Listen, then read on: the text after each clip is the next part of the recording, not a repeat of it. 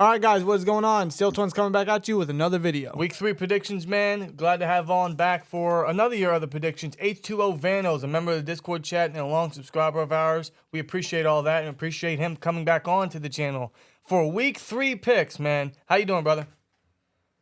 I'm doing well. How are you guys? We are good. From a football aspect, from a Steelers aspect, we don't know entirely yet because obviously this is being recorded before the Monday night game between the Steelers and the Browns. So hopefully by the time this is uploaded, we're in a better mood and the Steelers will actually have a W for the season. Otherwise, we'll see how our moods change in just 9 hours from now, pretty much. But I'm hoping the same thing. Yeah, but from a football aspect, we're doing really good, man. We're doing really good. Thursday Night Football to open Week 3, we have it could be a lock. I know the Giants showed a lot of fight in their comeback versus the Cardinals, but it is also San Francisco, and we've seen what San Francisco is truly made of. We got the Giants going to San Francisco to open Week 3. What's your prediction here? So I like the Niners on this one because their defense, they're loaded, they're stacked. Their front seven is one of the best in the NFL league right now. The offense perspective, I mean, they got weapons around Brock Purdy. Just throw it like short passes or long. He'll just give it to them. They'll make plays. Giants, I don't have a lot of faith in them this year. They did not do well week 1. However, they did do well yesterday. But I think I like the Niners on this one. I have to say 35-14 Niners. Yeah, I agree. I think this is going to be a blowout victory. You got to admire, you got to respect the comeback, the effort, the fight from New York. But Barkley also got hurt in that game, and they're on a short week, so they could be without their best player on the team, which is going to be very hurtful against an elite San Francisco squad that just keeps getting better. Christian McCaffrey is just killing it the first 2 weeks of the season. I mean, he's just a dominant running back. Like you said, they have so many other great weapons around Purdy. Their defense is going to step up in this one. Give me San Francisco on my lock of the week. Yeah, I have to agree. I don't know about lock of the week, at least for me, because I got another one locked down, but we'll get to that soon. But, I mean, I admire New York's fight. I admire, the type of football team that they are. They have a lot of dignity. They have a lot of guts. Brian DeBull is really changing the culture over there. I said that a lot last year. I think he's going to do the same thing for as long as he's going to be there for the Giants. But San Francisco is just a different breed. They're full of talent. They're just dominant at the moment. You can't go wrong with them getting the win here at home. So give me San Fran. Yeah, now we move on to Sunday games. We have the Tennessee Titans at the Cleveland Browns. What's your prediction here? I think I like Tennessee in this one. Listen, I know Cleveland, they did a very good job week 1 against Cincinnati. But a lot of people are speculating that Joe Burrow was still hurt and everything, but I think their defense did a really good job against the Bengals offense. But Tennessee, I mean, you got DeAndre Hopkins, you got Derrick Henry. That's literally all you need. As long as Ryan Tannehill is healthy, I think Tennessee can pull this off. I can see this being a close one, but I have Tennessee winning by a field goal. I say 24-21. Okay. Yeah, this one was tough for me because it truly could go either way. I think this is going to be one of those that's a battle of the trenches because obviously Derrick Henry versus Nick Chubb, you're talking to arguably the best backs in the league. Henry can still go. He showed you early on into the season that he can still produce. He can still be that life of that offense. As long as Tannehill is safe with the football, the Titans can remain competitive offensively. They showed that last week versus the Chargers. That went into overtime, I believe, and Tennessee won. Now, granted, Los Angeles is the only team that can make a wash. Tennessee team look decent. I mean, Los Angeles makes everyone look great, but you can't take much away from Tennessee and what they offer. Against Cleveland, I like Cleveland's matchup a little better. They're at home. I think they have a little bit more offensively passing power, I suppose. So I'm going to go Cleveland here. I just don't trust Tennessee. That's not to say I trust Cleveland. Plus, we still don't know how they're going to do until tonight versus us. But I'm still going to go Cleveland here as the safe bet at home. But obviously, nothing would please me more than to see the Browns lose versus Tennessee. But I got to go Cleveland. See, I went back and forth when really making this decision because it could really go either way. I mean, these are two teams that you can't really trust at the moment, especially this early into the season. Tennessee, I mean, they still have some playmakers, although they're not exactly as dominant or as reliable, I would say, than previous years. But I think the one guy that would need to step up in this game for Tennessee is Burks. oh, definitely being a first-round wide receiver and having DeAndre Hopkins opposite of him, he's a guy that needs to step up and stand out for sure. But especially since I don't think Denzel Ward's really going to be matched up to him since he should be on Hopkins. But, I mean, Cleveland, they looked spectacular week 1, week 2. Again, we'll see later tonight for Monday night. But considering it's in Cleveland and they're kind of on a momentum booster, I would say, at least of right now, I think I have to go with Cleveland here. It's just kind of hard to trust Tennessee with them aging and just how they've been and Tannehill and everything like that. I don't know. Just when it comes to Tennessee and Cleveland, as weird as it sounds, I think I would trust Cleveland a bit more since it's in their territory. So give me the Browns here for real. Okay, next game we are at the Atlanta Falcons at the Detroit Lions. What's your prediction here? This one's a no-brainer. I got Detroit on this one. For the past 2 seasons now, I like what Dan Campbell has been doing to this team. He built an offense around Jared Goff, and he built from a weak defense for the past couple of years, like a very top 15, close to top 10, but I think it's early. The Falcons, to me, I still don't trust Desmond Ridder. Still, yes, they won yesterday against the Packers, but at the same time, you really don't know what he is capable of in the passing game. So, but Detroit, I like them in this one, 27-17. I agree. I'm going Detroit as well. I don't know if this is exactly a no-brainer. I think Atlanta is going to keep it competitive. Now, the first 2 games they have won. They're 2-0 for the first time since, I think, 2017. Detroit lost last week versus Seattle, a very tough loss there. One that could have easily been won if Goff didn't throw that pick 6. But I think they're going to bounce back at home for sure.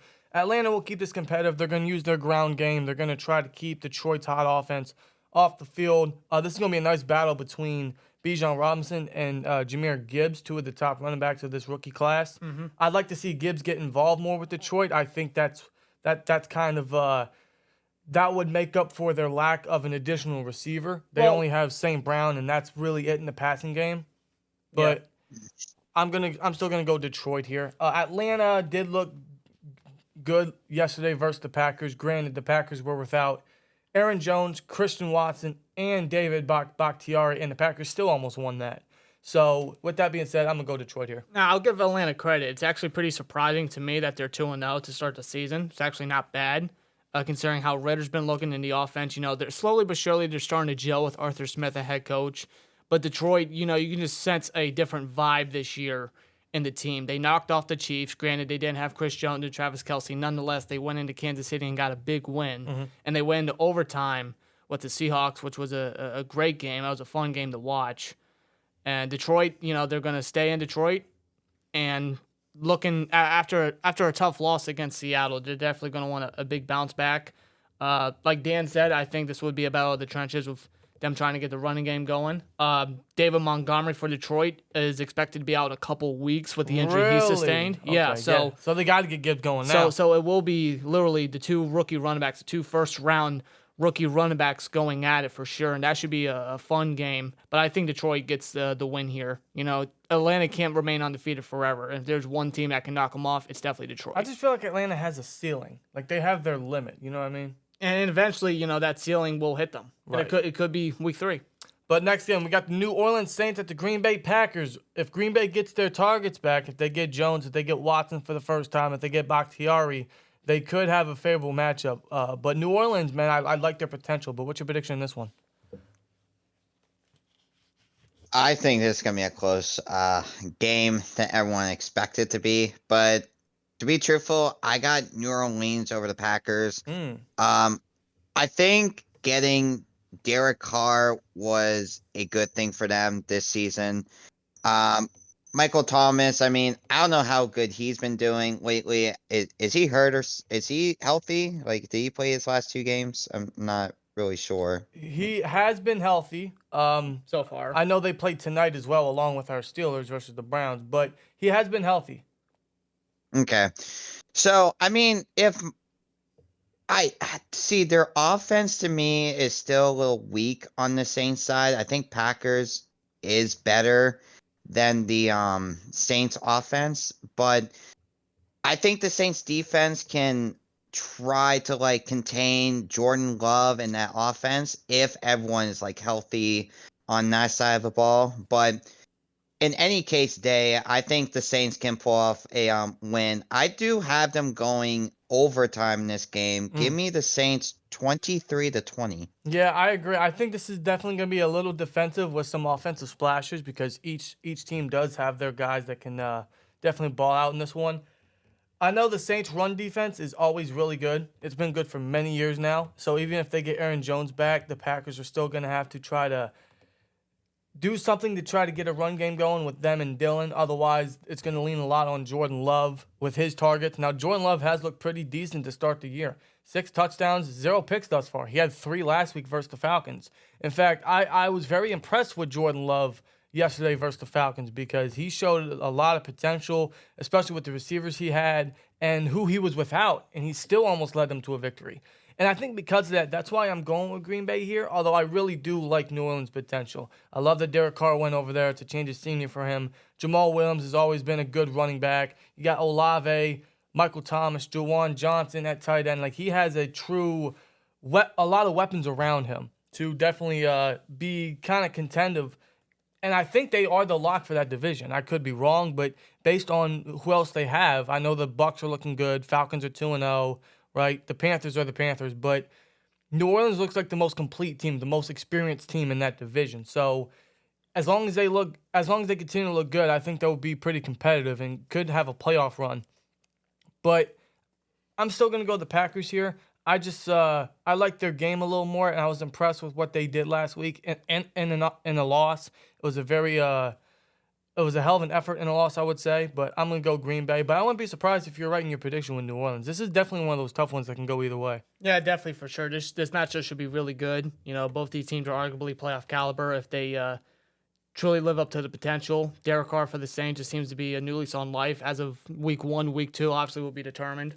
But he's got the weapon, he's got the targets. As long as they get the communication going, as long as everyone stays healthy, and whenever Kamara comes back, that should be an added bonus for Carr and the offense for the Saints. But Jordan Love in Green Bay, so far in 2 weeks, he's looked real solid. He did make a mistake with the attempted quarterback sneak, although he didn't have the ball in his hands. But outside of that, Jordan Love has looked very, very good. He's looked real solid. He hasn't made a lot of mistakes. He hasn't thrown an interception yet. And this is in Green Bay, and Green Bay's kind of looking real solid on offense. Defense is holding their own for the most part. See, this game could really come down to a field goal. It really could. And in Green Bay, it wouldn't be surprising. But I think I have to go with Green Bay on this one. They just speak to me as a team that could pull off the win here. Okay. Next game, we got the Denver Broncos at the Miami Dolphins. What's your prediction here? I got the Dolphins on this game. Listen, Denver, to me, they've been looking very solid on offense, I think, and defense. But I think the Dolphins, it has the upper hands in this one. Tua's been looking good with Jalen Waddle and Tyreek Hill. Then they also brought in Jalen Ramsey from the Rams, which that was surprising me over the offseason. But their defense been very solid lately. The offense been very good. But I got the Dolphins in this game. I got them winning 28-14. Yeah, I agree.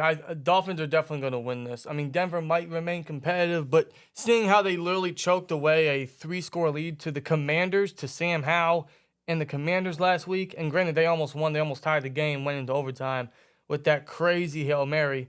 But still, I mean, Denver's one of those teams where they're going to have to step up or everything that they gave away is going to be a wash. It's going to be a waste. Yeah. And looking at it now, it kind of is.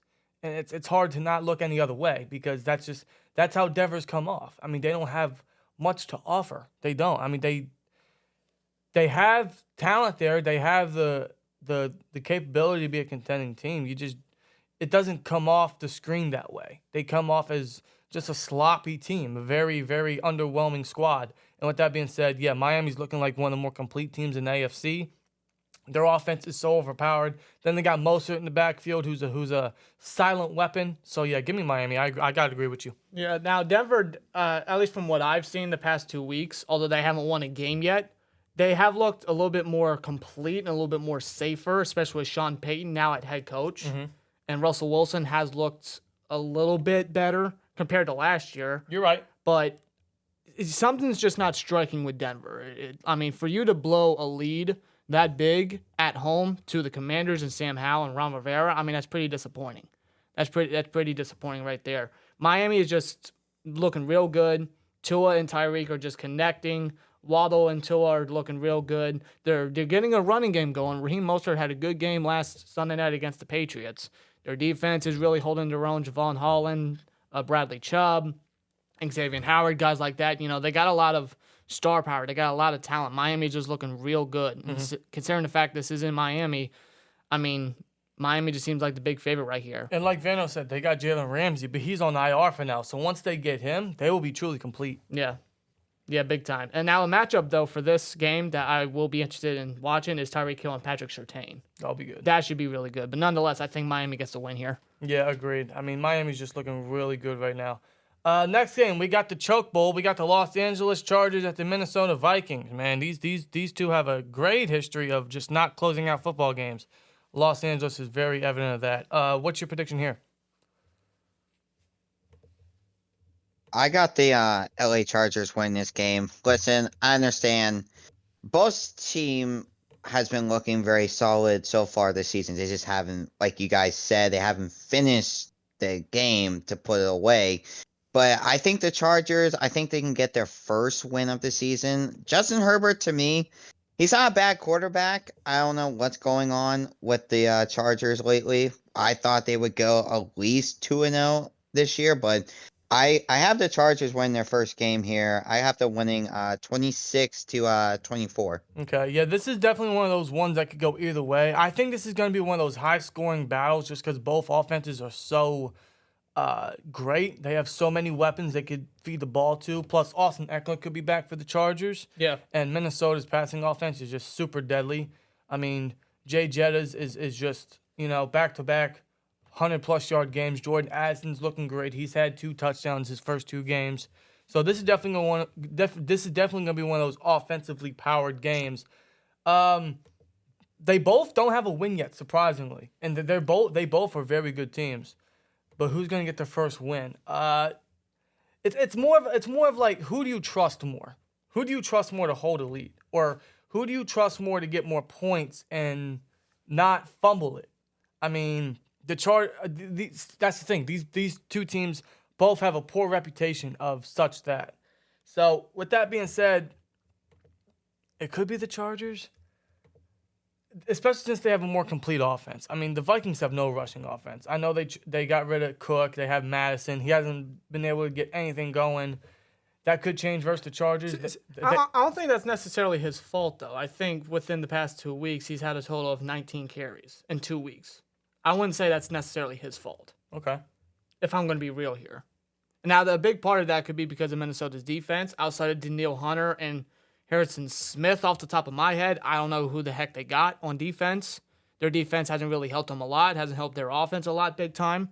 That's a big reason why Minnesota's had to bounce back big time. Probably a big reason why they're 0-2 at the moment, despite their great offense. But the Chargers, when I look on paper, I feel like the Chargers are the more talented team. They got a lot of great talent. Herbert, Allen, Williams, Eckler when he's healthy. On defense, you got Khalil Mack, Joey Bosa, J.C. Jackson, Derwin James. Like, the Chargers got a lot of talent, but every year you cannot trust Los Angeles Chargers. You can't, or the Chargers in general. It doesn't matter where they're at. Well, you also can't trust the Vikings. So that's the problem. So flip a coin. I got to go with the home team, Minnesota. Right, I just don't know what it is about the Chargers, despite them having the more stacked team, in my opinion. But they just can't seem to freaking get a win or connect. Well, and it could be because of their head coach, Stokely. This is a live recording, and I truly don't know who to pick, so I'm actually legitimately going to flip a coin. Heads is Vikings, tails is Chargers. It's heads, so I'm going Vikings. I'll go Vikings. I'll go Vikings too. Screw it. Next game. New England Patriots at the New York Jets. God, the Jets are just finished, aren't they? What's your prediction? To me, give me the Jets, okay? Wow. Listen, New England. Wow. Okay, no. Listen. Okay, yes, they got Zach Wilson. I understand, but you got to admit, New England now, since Tom Brady left, other than 2021, their offense has not been very good whatsoever. Mhm. Defense, they've been up and down lately. I understand that, but do they just do you really trust Mac Jones over Zach Wilson? Like, I'm not saying Mac Jones is a bad quarterback. They just don't have a great offensive coordinator like we do right now Right. as Steelers fans. So we know how they feel, but I'm not saying they're bad, but they just don't they just don't have a game plan. And they don't have a number one receiver as well. Now you couldn't say Juju is the number one receiver, but other than that, they have nobody else. And here's the Jets. They got all the weapons they can. Their defense been playing very well lately. So, but I think this one's gonna be a low scoring game. So give me the Jets 17-14. Man, I mean, the Jets pulled off the upset week 1, and that's when they lost A-Rod. So, I mean, they did face a very good Dallas squad last week and got completely blown out. Zach Wilson, Soji, man, he's not improved whatsoever. The Patriots, I will give them credit, man. They haven't won a game yet, but they have kept it very close the last 2 bouts. In fact, I think each game was within 1 score of potentially tying or winning the game. So they are keeping it close. You gotta admire their efforts for sure. I mean, they faced 2 really good squads in the Eagles and the Dolphins, right? So can't take anything away from the Patriots whatsoever. I think they need to get Stevenson going more. I think he's such an underrated back. He's so versatile, and they got to start mixing Zeke in as well to help out Stevenson. So I think once they start getting the ground, because you can't trust Mac Jones. You're right. He's not terrible, but he's not great. He comes off as that guy where he's not going to push the team any further than what he already has. He hasn't showed that. No. So they got to get the ground game going. And against the Jets, I think that's what they ought to do. Belichick's got to do something he hasn't been able to do in many years, and that is use his ground game, use the trenches. So with that being said, I'm going to go Patriots. It would be hilarious if they do lose to the Jets, though, after losing A-Rod. That would be absolutely hilarious. But I'm going to go Patriots.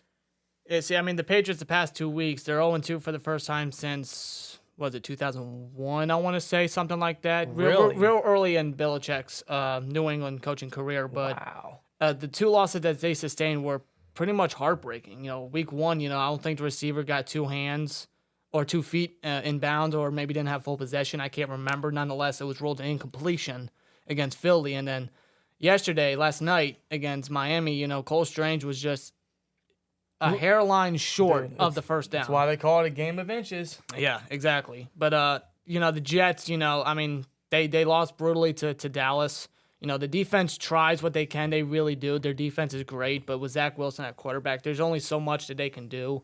I mean, they could obviously use a running game with the duo of Dalvin Cook and Breece Hall, but even then, I think Breece Hall only got the ball 4 times against the Cowboys. And Breece Hall let him know about it, man. Yeah, and Breece Hall wasn't happy.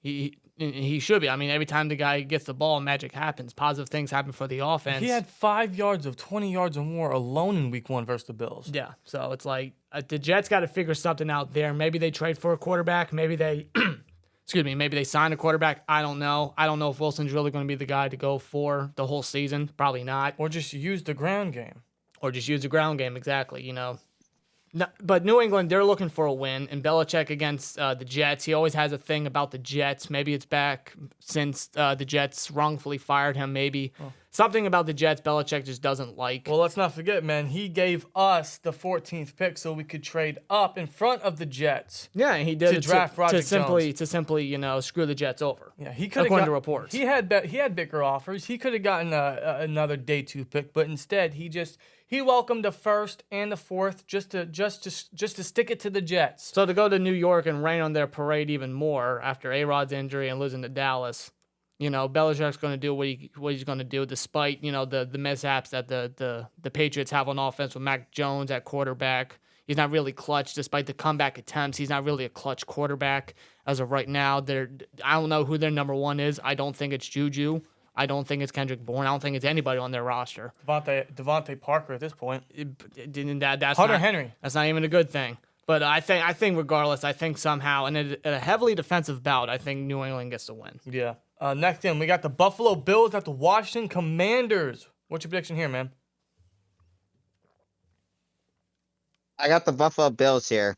Listen, I know they lost week 1 against the Jets, but they bounced back yesterday against the Raiders, and they dominated the Raiders yesterday. Where Washington, most of their games has been very close, but they are undefeated. I think Sam Howell is doing really good so far in his career as the starter. Mm-hmm.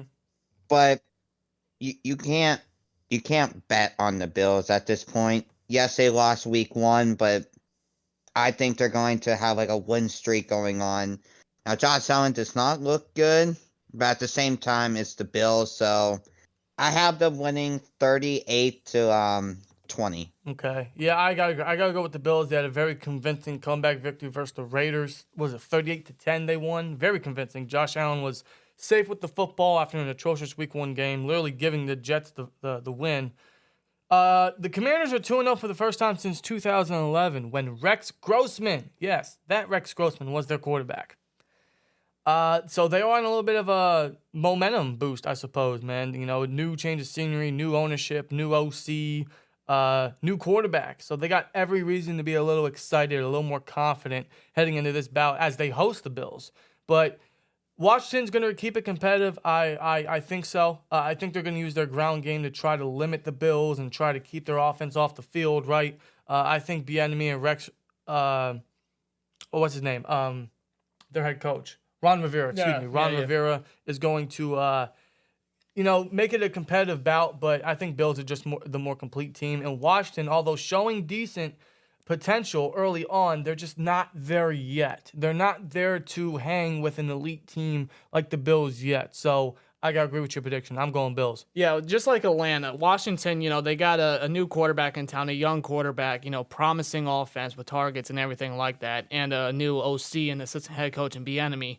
They're still an unknown. You don't really know exactly how far they're going to go, especially this early on. With the Bills, you do know. Despite Josh Allen's mistakes and his turnovers and everything like that, every now and then Josh Allen bounces back big and plays it safe with the football, just connects with Diggs, connects with his targets. Josh Allen's going to do what Josh Allen's going to do. Same with the Buffalo Bills defense. Washington could definitely keep it competitive since it's at home. But if there's one thing that's going to keep Washington in this bout, is going to be their front seven getting to Allen, forcing mistakes. Of course, but you can't count out the Bills. And it's just a better matchup compared to the Commanders, so give me Buffalo. Next game, we have an AFC South bout. We have the Houston Texans at the Jacksonville Jaguars. What's your prediction on this one, man? I have Jacksonville on this one. Yes, they lost yesterday to, Patrick Mahomes and the Chiefs, but they kept it close all that game. I know it's like 17-9 yesterday, but I like Jacksonville. They're heading to the right direction right now with Trevor Lawrence at quarterback. And you have like the Texans who's like building right now to build a future for CJ Stroud. Not CJ Stroud. Am I right, CJ Stroud? Or am I getting that mixed up? I believe it's CJ Stroud, yeah. Yeah. I'm getting Bryce Young and CJ Stroud mixed up. I don't know why. Happens to me all the time. Don't worry about it. But I like what the Texans are doing. I don't know why they got rid of Desmond King. I still don't understand the point. I know they're trying to rebuild, but you do have to give them credit, though. Week 1, yes, they lost to the Ravens, but I thought they would do way worse than that. And they kept it competitive yesterday. I forget who they faced, but they're not going to win a lot of games, but I can see the Texans being competitive against Jacksonville in Week 3. I have this as a close game. I have Jacksonville still winning, but I have them winning 27-24. Yeah, I mean, this is an AFC South battle, so they are always tough. They're always close, and sometimes they're always kind of low scoring. The Texans are coming off a loss against a fellow division rival in the Colts. And the Texans, they're showing you that they're still kind of terrible. They're still pretty bad. Like, Yeah, they got a new head coach, new quarterback. Nico Collins is having a great first 2 games, right? I think they got to get Damian Pierce going a little more to help out Stroud. Granted, they couldn't do that last week because they were down by so much, so they had to abandon the run game. But even then, Stroud's looking pretty decent. I still don't know with the Texans, and based on what I've seen early on, they're still very bad. They still got a long way to go. Yeah. So with that being said, I'm gonna go Jags. I like the Jags. I love their potential. I love their story. Honestly, it's very fun to watch from a football fan aspect, and I think they're gonna get a good win here. Yeah. Yeah, definitely. Concerns in Jacksonville. I gotta go to Jaguars here, just compared to Houston. Houston still gotta prove themselves. Obviously, they're nowhere near that yet, but they are slowly but surely trying to build something with D'Amico Ryans now a head coach. Jacksonville, though, they lost a brutal loss to Kansas City at home. Going 0-4 in the red zone was very bad. That's something that they have to bounce back big on, and I think against a division rival, that's the one team you kind of want to do it to. Yeah. So give me Jacksonville here. Now, when they faced last year, they split, which was their first split in a few years. In fact, the Jags win on New Year's Day earlier this year to end last season was their first win versus the Jags in many weeks, many years actually. So the Texans could absolutely keep it competitive, but I'm still not convinced by the Texans yet. They still got a long way to go to prove us to convince NFL fans pretty much. Of course. But next game is we got the Indianapolis Colts at the Baltimore Ravens. What's your prediction here?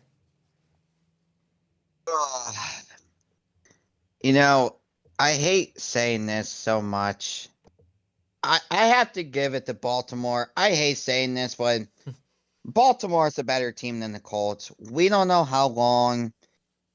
We don't know if Anthony Richardson is going to be playing in this game because of his injury yesterday against the Texans. Now, granted, if he does play, he did look good so far in his rookie year, but I feel like Baltimore, they're up and down right now on both sides, but they've been pulling off wins against the Texans, obviously, but they won against Cincinnati, which kind of surprised me there yesterday.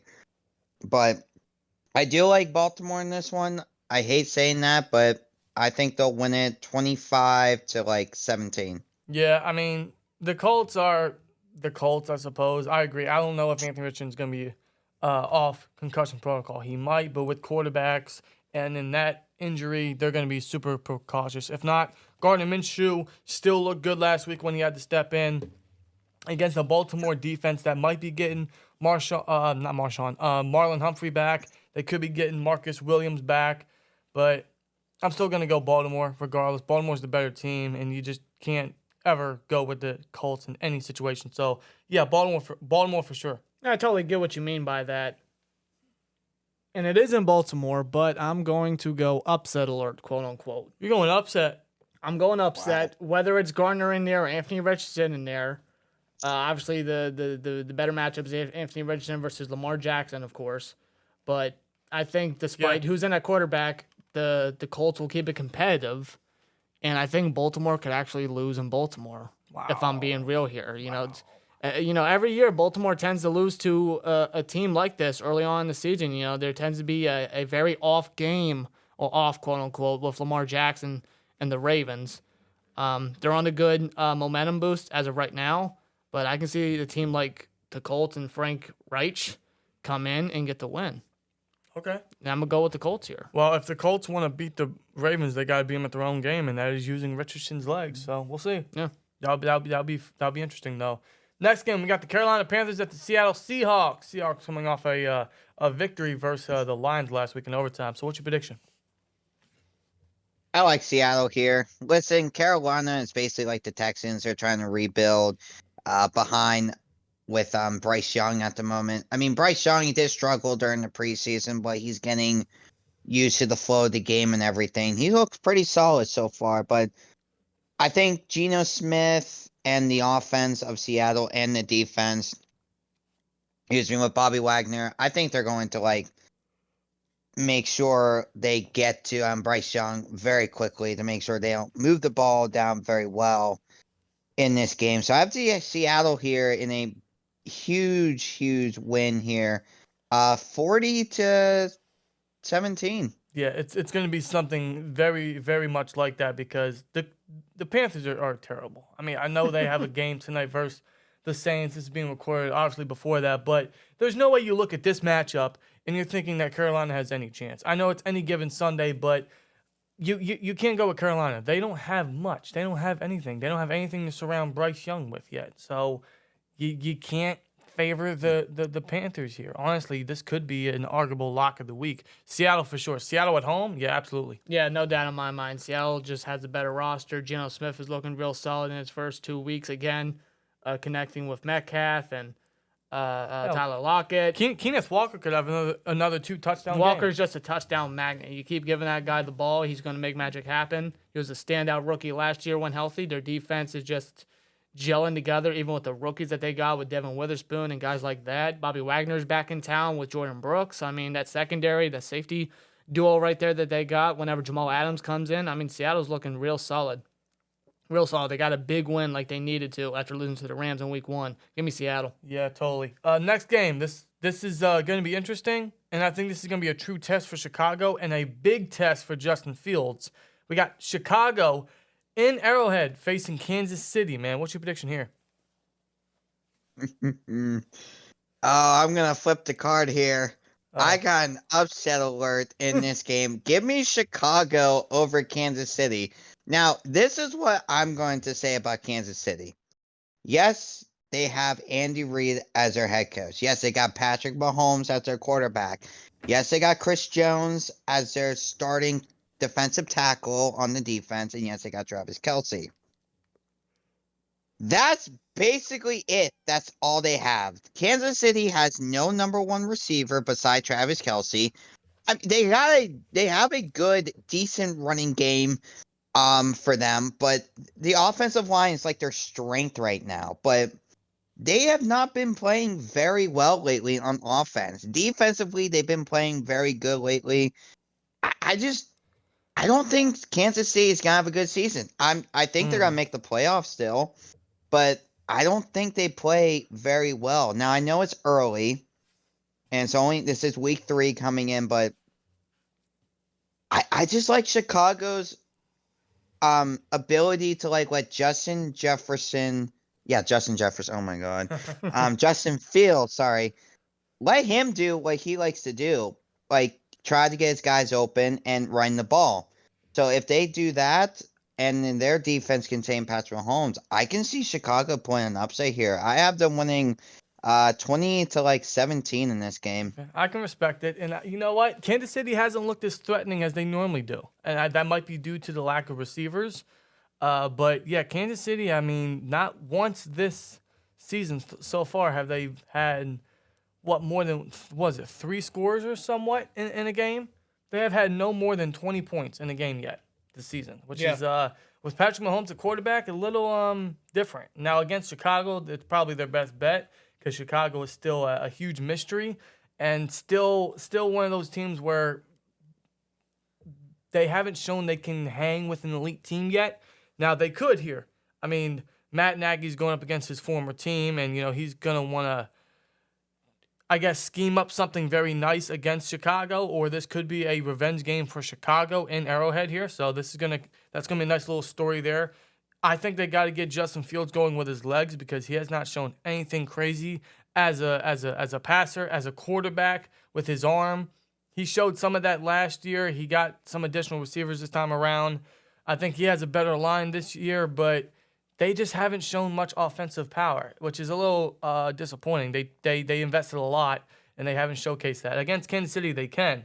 But I'm still going to go Kansas City here just because I don't know about Chicago. But I do agree with what you said. Kansas City has not looked as threatening as they normally do. So maybe Chicago pulls off the upset. This could be a lot closer than many anticipate, but I'm still going Kansas City. And it very well could be a lot closer than a lot of people anticipate. But the Bears, man, I think I read somewhere not too long ago that the Bears have lost 12 straight games, something like that, dating back to last year.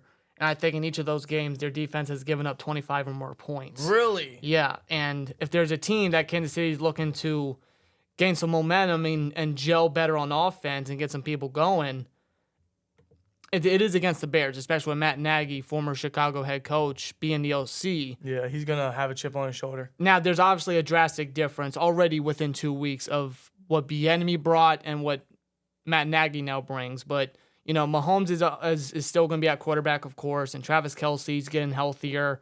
Eventually, I'm confident in saying that they're going to get something going on offense, truly.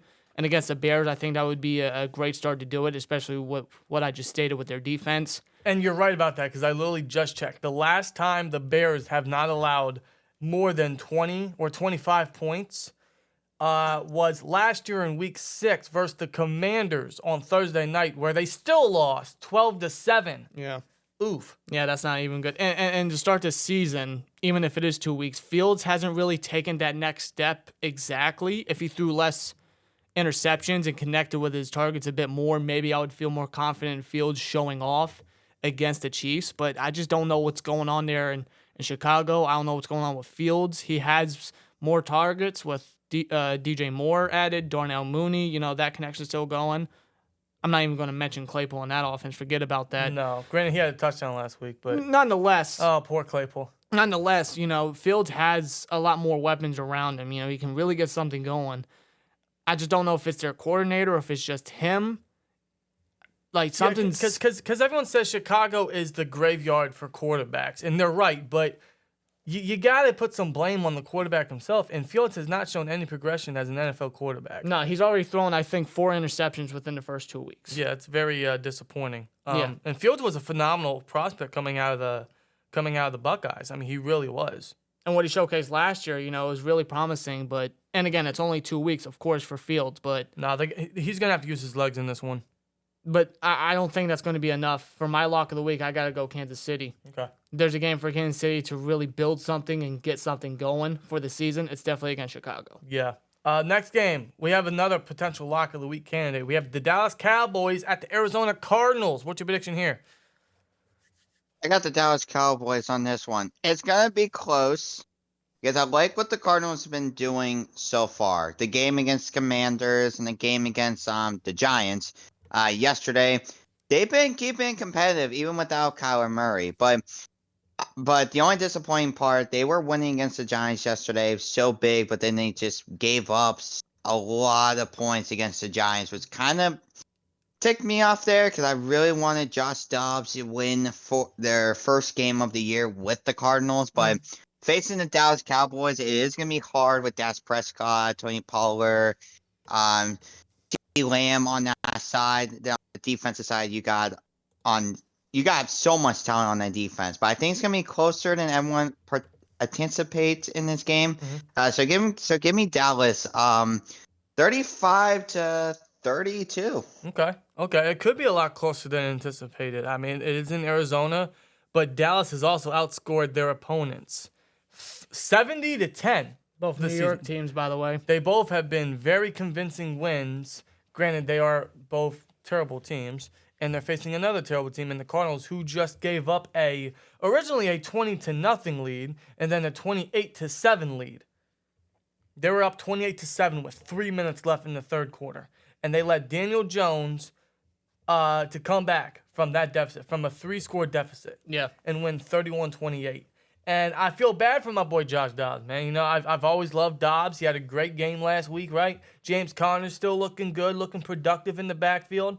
But it's not going to be no match against a Dallas team that is so hot right now, that is so dominant and point differential. And their defense is stepping up. And Dallas is, granted, yes, it's against terrible teams. It really is. So Dallas fans, don't get your hopes up because, truthfully, is against terrible squads. In fact, I cannot wait for the matchup versus the Niners to see what you guys are truly made of, man. Let's see if you guys can continue on this little nice reign, this huge blowout victory week after week. But once you guys face a team like the Niners and them, we'll see what you guys are truly made of. We'll see how much that momentum is going to last up until that point. But with this game, I still got to go Dallas, man. They're facing another terrible team. I'm not trying to take anything away from Dallas, but it just seems like every year with Dallas, when they come out with a win like this against teams like this, they get a little overhyped. But I feel like every year Dallas is always the same. They look good in the regular season. They have dominant victories. They show potential, but obviously once they reach a certain point, they can't push any farther. That's just how Dallas is, especially with their head coach now. That could be different this time around, but at that point, I sound like a Dallas fan. So I'm not falling for the Cowboys hype this time around, but I'm still going to pick them in their matchup here against the Cardinals. So give me Dallas. Well, what you just said about Dallas and their season every year, I want to applaud you and thank you for spoiling it for the Cowboys fans. I know we're going to have Cowboys fans watching us. Shout to D. Carey in the Discord. But I mean, you're right. Every year, it's just the same thing with Dallas, despite who they have, despite the talent that they got. I mean, it's the Dallas thing, but nonetheless, it's week 3, and Dallas has been outstanding against, terrible quarterbacks and everything like that. I think it will continue, although Dobbs has looked very solid within his first 3 weeks, I want to say, since being traded to Arizona. Mm-hmm. And James Conner's getting going. They got some solid targets, but yeah, Arizona blew a big lead against the Giants. Whether that, the Giants just showcase a lot of fight and a lot of heart, which more than likely they did, or Arizona is completely choking and just tanking for Caleb Williams, since Kyler Murray ain't the answer, of course, in Arizona. But he never was. No, of course not. But give me Dallas, for real. Give me Dallas. Their defense is just going to continue to dominant streak. Dak's going to be Dak, whether that means, 1 week he's going to throw touchdowns, 1 week he's going to throw interceptions. It's just Dak Prescott every week. Yeah. But I think this time around he'll connect with his target, CeeDee Lamb, Brandon Cooks, if he's healthy. Dallas will look good again. Yeah, Dallas is going to get the victory here. Sunday Night Football. Second straight week the Steelers have a primetime matchup, so good for us Steelers fans. But they have a very tough matchup from a history aspect. We have the Pittsburgh Steelers going to Las Vegas to play the Raiders. What's your prediction, man? As a Steelers fan, how you feeling about this team? What's your expectation for tonight? And how you feel about this game, man, against the Raiders? So first of all, about tonight, if I see any more jet sweeps in this game, I'm not going to be happy. That's all I'm going to say.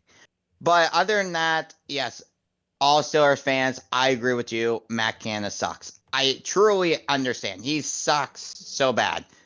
But you also have to give this man some credit because he does do well in the running game. And you can tell on some of these plays, I see it a little bit differently, not only in the preseason, but week 1 against the 49ers.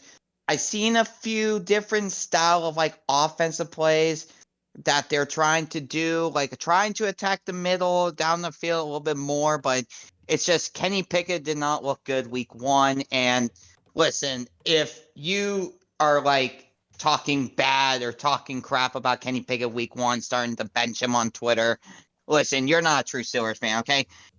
This is only week 1. Yes, I hate Matt Canada, but I hope he proves me wrong. That's probably going to eat my words saying that, but I hope he proves me wrong tonight.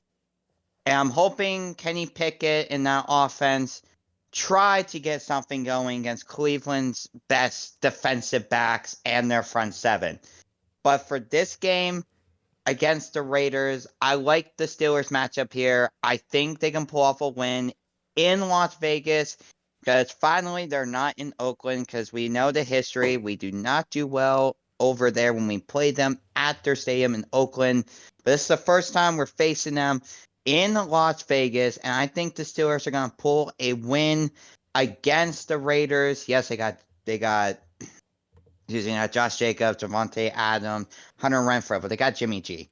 I'm not saying Jimmy G is a bad quarterback, but it's Jimmy Garoppolo. I mean, what else do I want to say? So give me the Steelers here. I have them winning this game 26-20. Okay. I really want to agree with you, man. I really do. I'm going Vegas only because you are right. This is our first time facing the Raiders in Las Vegas in their new home, right? We faced them, I think, the last 2 seasons where we lost 2 years ago and then we won last year on the day we retired Franco's jersey, man. Mm-hmm.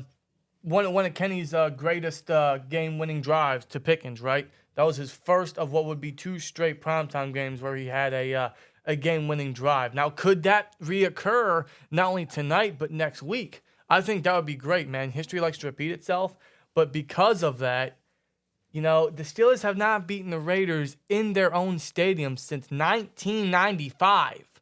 It's been a long time, man. So history's not on our side there. And based on what we saw with the Raiders yesterday, last week versus the Bills, and the fact that they do have Jimmy G, that gives me every reason to be scared in this game. I know it's prime time, and hopefully the Steelers do show up when the lights are on.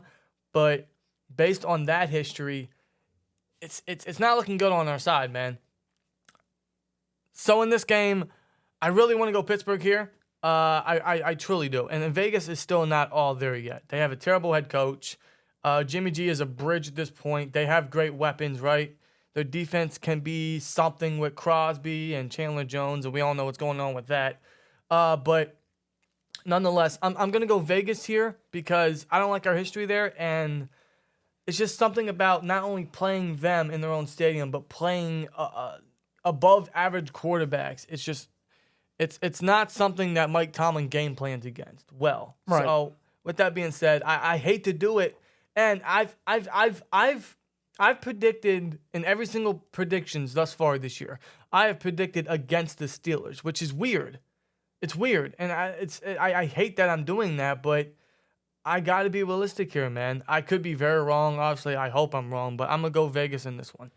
Yeah, my stance could very well change depending on what happens tonight. It really could, and I'm hoping the Steelers bounce back big time. The offense is a little bit more consistent and competitive, and that falls on the players, of course, especially what happened in Week 1. The players on offense and defense overall, they got to step up better. They got to play better because Week 1, we all know what happened. But at the same time, the coaches and the play calling, they got to step up too. They got to make sure that the right plays are being called properly so that they can execute the way that we want them to. Mm-hmm. Talking to you, Matt Canada.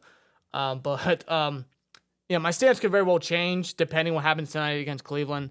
But I have to agree with Dan because history could very well be against us come next Sunday night against the Raiders. It just speaks like the typical type of game for the Steelers to lose to a team like the Raiders based off history. Every time we play the Raiders, it's always close. It's always tough. Well, yeah, that's a classic rivalry. That's a big time classic rivalry. rivalry. The Raiders typically have our number, man. That's just the rivalry of it. And I don't want to say it's a trap game because it's too early to call it a trap game, but it does have that feeling. Yeah. Now the Raiders got demolished by Buffalo last week, and that kind of worries me because based off history, again, history could very well be against our side. And it's not just the Raiders, but based off that, when I don't want to say they're bad, but they're bad. Not really an average team has a game like that. The Steelers, despite the talent that they got, they should go in and play better or play just as good as the opposing team that beat the team that they're playing.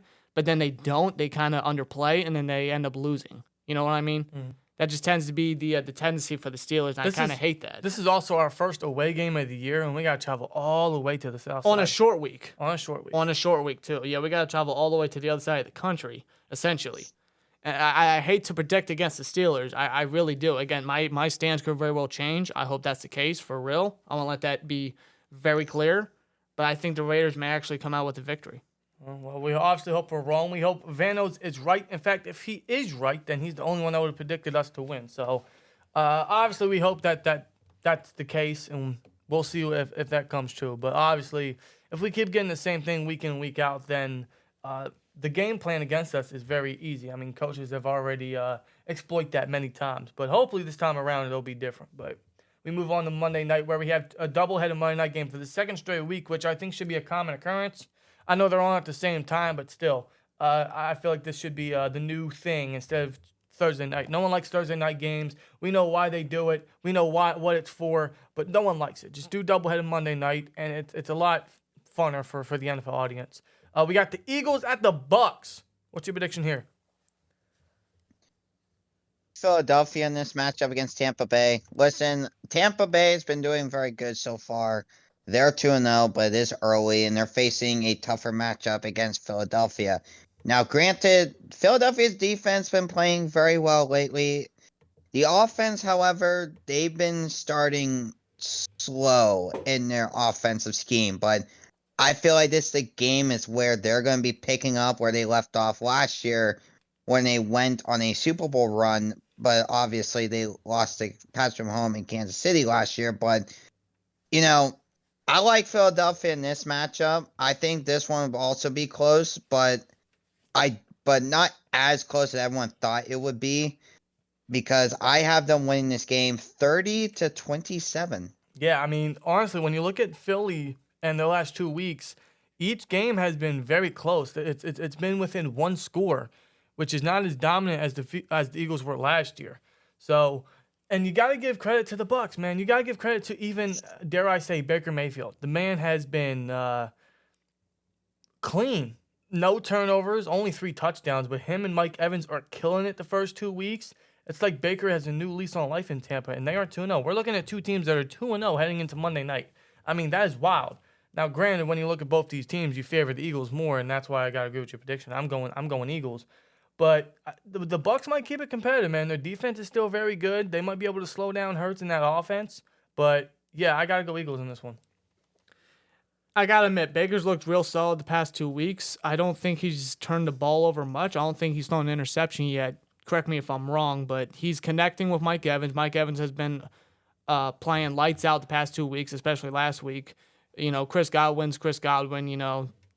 Baker's looking real solid. I'm surprised that they're 2-0. I really am.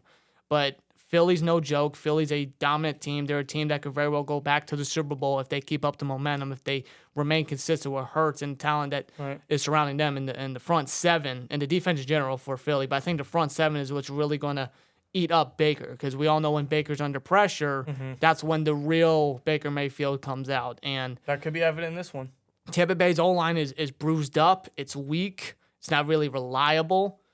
And Philly's front seven just speaks for itself. And if they do what they got to do, if they play as advertised, I mean, Philly all day, man. Seriously, I got to go Philadelphia. Yeah, for sure. And to close out week 3, guys, we have the Los Angeles Rams at the Cincinnati Bengals. The Bengals are 0-2. So Super Bowl rematch here. Yeah, it is a Super Bowl rematch. Obviously not as anticipated, not as fun without Cooper Kupp, but it should still be a good one to close out week 3. What's your prediction in this one?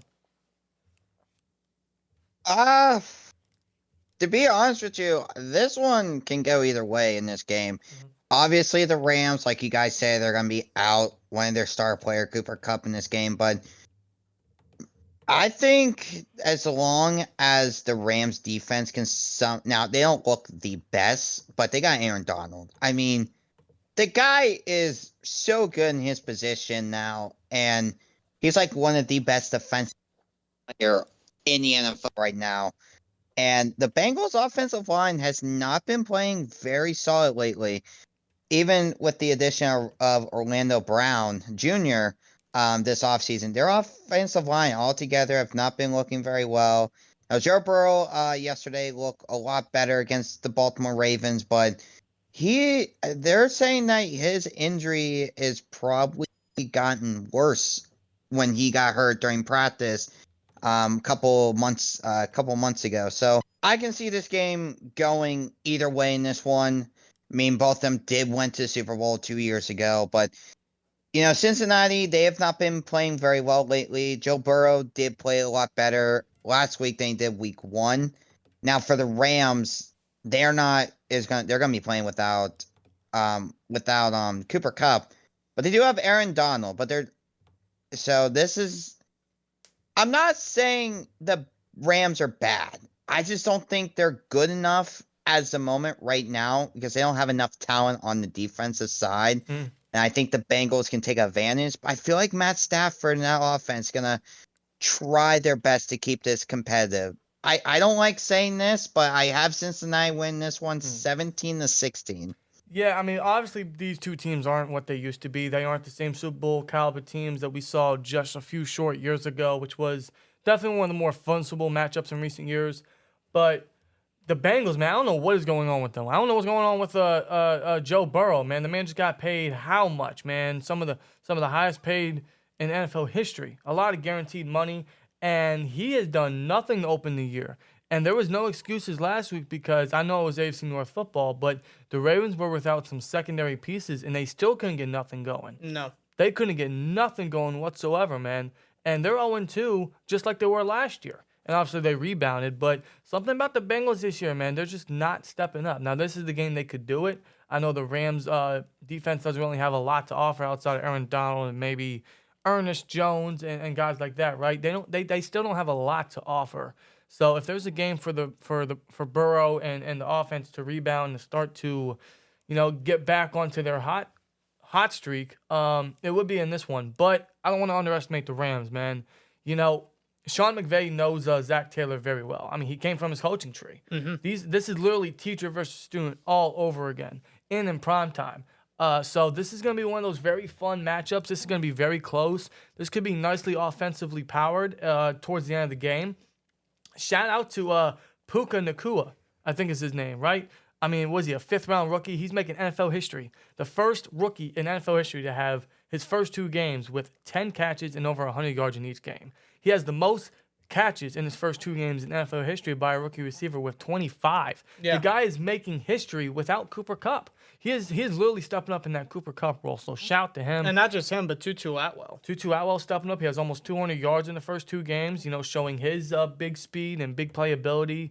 Kyron Williams, four touchdowns in the first 2 games. So they got guys that are stepping up even with Kupp in absence. And against the Bengals defense that is still a little suspect, yeah, I mean, you know what? You could favor the Rams for sure. I'm going to favor the Rams. That is my upset of the week. All right. If you even want to consider it that, but that's my upset of the week. I am going the Rams to win this game in Cincinnati and take Cincinnati to 0-3. Now imagine that. I mean, I can see the Rams keeping it very close. I see this matchup coming down to the wire for sure. With the Rams stepping up and the young guys that are stepping up, the depth that's playing real good, and the defense, some of the young guys are even playing real solid. Byron Young, I know he's a rookie. He's doing real good. I think he actually leads the team in sacks at the moment. Aaron Donald. They got guys that are truly stepping up. Sean McVay's just, despite who he has, he's a guy that a lot of players are going to want to play for and up their game. Such a good coach. But as crazy as it is, Cincinnati being 0-2, I don't think they go 0-3. I thought that last week. Could they? Absolutely. They could absolutely go 0-3, especially if the Rams continue to do what they're doing the past 2 weeks. But in Cincinnati, I don't think there's any way that Cincinnati goes 0-3. I think this is a game where they bounce back. Chase finally gets some touchdowns, get some points on the board. Joe Mixon maybe gets something going if he can get past Aaron Donald. If the line can block for him, T. Higgins, of course, Tyler Boyd. Joe Burrow could truly bounce back, maybe even have a 300-yard passing type of game in this one. I just don't see Cincinnati going 0-3. I think they get the win here on Monday night. Okay, I can respect that. Honestly, if there's a game they got to step up, if there's a game they want to break out, it's this one. In prime time, too? It is this one. But I think this is going to be nicely matched up between the 2 coaches that just know each other better than anybody. This is going to be a fun battle, man. This is going to be down to the wire. And I'm not saying the Bengals are frauds, because they're not. I mean, going to the championship game the last 2 years says otherwise. But, they're not off to a hot start. And I think the Rams can pull off the upset. At least I hope so. Hey, we'll see what happens next Monday night. That would be really cool, man. So, anyway, that'll do it for the Week 3 picks. I want to give a huge thank you to H20Vanoss for his predictions and for his time and for coming on the channel once again for another year of doing the picks. Always great to have you on, man. Anything else you want to say before we get on out of here? We just need to win this game tonight, because if we don't, I'm not gonna be happy with Matt Canada. No. At all. Not at all. That's all I'm gonna say. I can only hope, because this is gonna be uploaded obviously after that game. I can only hope that ages so well. I hope we have a dub, and I'm hope we going into Las Vegas and our first road game with some momentum. So at the end of the day, man, here we go, Steelers. Let's get a dub tonight, and let's get some momentum heading into Week 3. But it's already Week 3. Let us know you guys' picks down below. Again, shout out to H20Vanoss for his time and for his picks. So always great to have him on. Otherwise, you can join us for the peace out intro. Rob, sign us out. Like, comment, subscribe, and we'll see you later. Peace! Peace.